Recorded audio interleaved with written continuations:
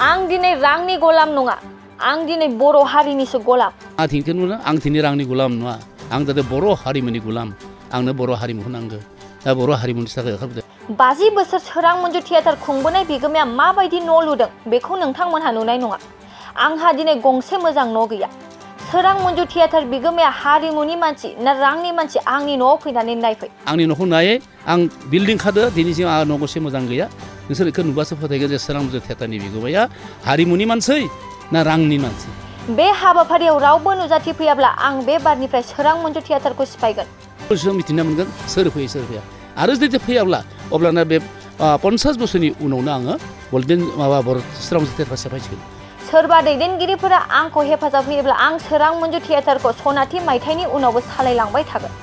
बेफोर बाथ्राखौनो बर'नि मुंदांखा सोरां मन्जु थियेटारनि बिगोमा चन्द्रकान्त मुसाहारिया दिनै सोरां मन्जु थियेटारनि सनाथि मायथाइ फालिथायाव खौरांगिरिफोरनि सिगाङाव बुङो थारैनो सोरां मन्जु थियेटारनि गेजेरजों बर' हारिखौ मुलुगाव सिनायथि होबोनाया जोबोद बाख्नायजाथाव खौरांगिरिनि सिगाङाव बिथां चन्द्रकान्त मुसाहारिया फोरमायबावनाय बायदिब्ला बे सनाथि मायथाइ फालिथाय हाबाफारियाव बिटिआरनि गासै दैदेनगिरिफोरखौनो लिंदों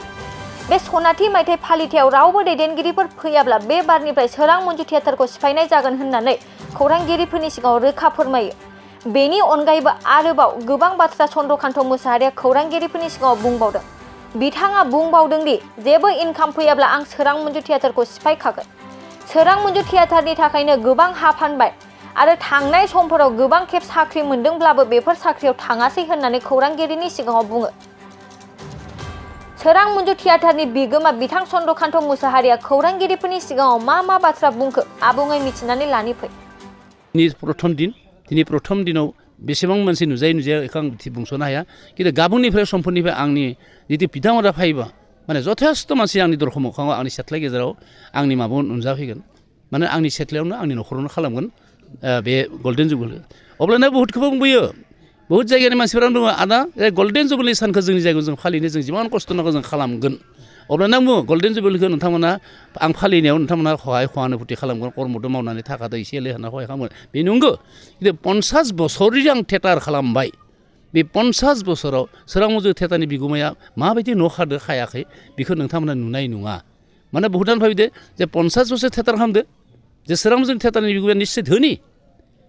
धोनि नङाबा दिनै एसेबां मानो खालामबाय थादो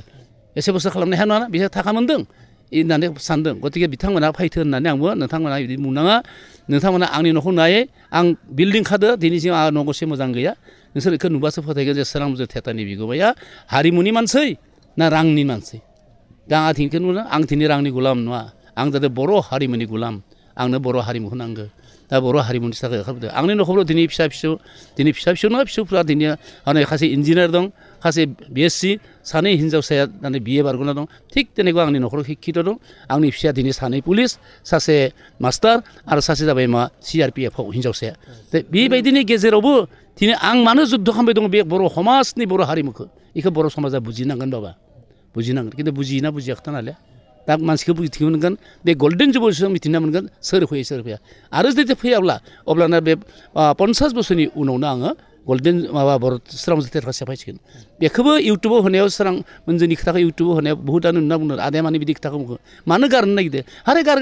गारखागोन जुदि खुनु जुदि इनकाम गैयाबा गाराथाय मा जानो अब्लाना बुङो जुदि नोंथांमोना जुदि रायज्लायना होनो हागोब्ला आरो जोंनि जिथु मन्त्रि MLA फोरा जुदि गेदेमाफोरा जुदि आंखौ सहाय खालामोब्ला गल्डेन जुबुलिनि उनाव अब्लानो आङो बे सनालि जयन्तीनि उनावबो सोरां मन्जु थियेटारनि बिगोमा चन्द्रकान्त मुसाहारि जेलासिम थांना थागोन अब्लासिम बे सोरां मन्जु थियेटारा थांना थागोन होननानै आं भाखनाव होबोयो आरो दिनैनि जितु आंहा गल्डेन जुबुलि सान फालिथाय सानथाम बेवहाय गाबोननि सानाव फैनो गोनां 15 माबानि नेपालनि दलसे फैनो गोनां नेपालनिखौ आं इनभाइट खालामदो आरो जोंहा वेस्ट बेंगलनिबो दल मोनसे फैनो गोनां गाबोननि सानाव आं बेखौ मानो सानदो एथ' थाखा गारनानै बिथांमोन लिंहरनायनि कोनो प्रयजन गैया आंहा मोनसे बर' समाजखौ माने गौरब खालामनो खारनै बर' समाजखौ दुगानो थाखायसो आङो बिथांमोनखौ लिंहरदो जे बर'आबो ओरै दं होननानै बिथांमोना नायना थांफैथो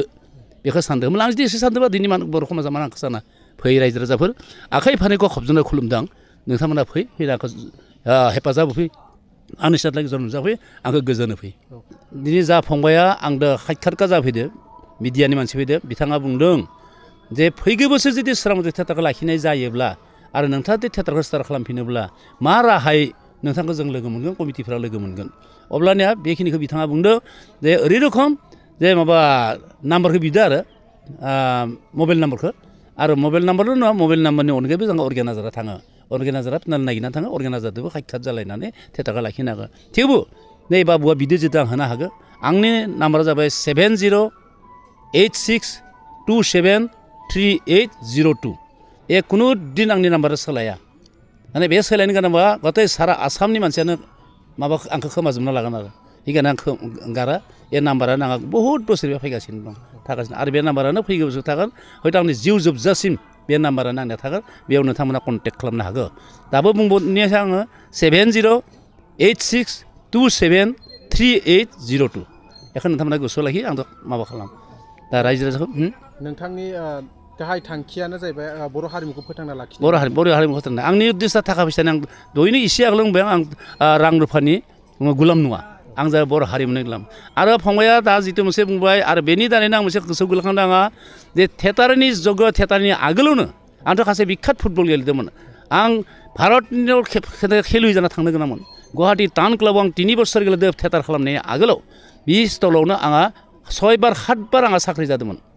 6-7 बार साख्रि जादोंमोन खिन्थु आं साख्रि मावासै आंखौ लांलायनानै आं खेला गेलेनायाव हनै अभाबिरि 9 बेटेलियनाव आङो इसोरनि केम्पआव थानानै 13 दिन खेला गेलेना होना फैदों तथापि आङो साख्रि मावासै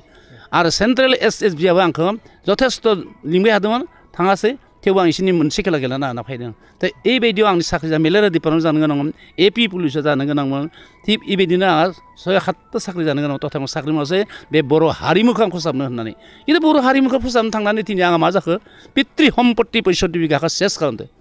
सेस खालामबाय गतिके सेस जाथों खोथा गैया बेखौ आं सानलिया दा आंनि गल्डेन जुबलि बिथांमोना फायनांगौ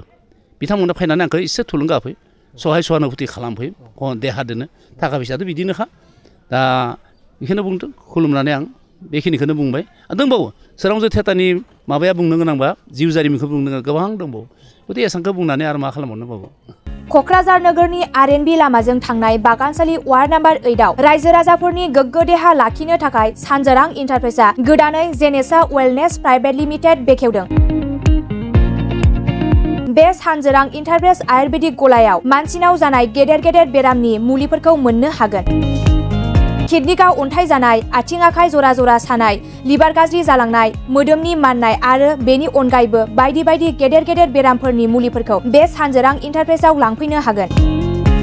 सानजोरां इन्टारप्राइजआव गासै बेरामनि मुलिफोरखौ हलसेल राङावनो लांनो हागोन सानजोरां इन्टारप्राइज बिगोमाया फोरमायबावनाय बायदिब्ला नैबे 9954157149 जानबुं नाम्बारनि गेजेरजों नोंथांनि गोनांथि जानाय मुलिफोरखौ सुलाद लानो हागोन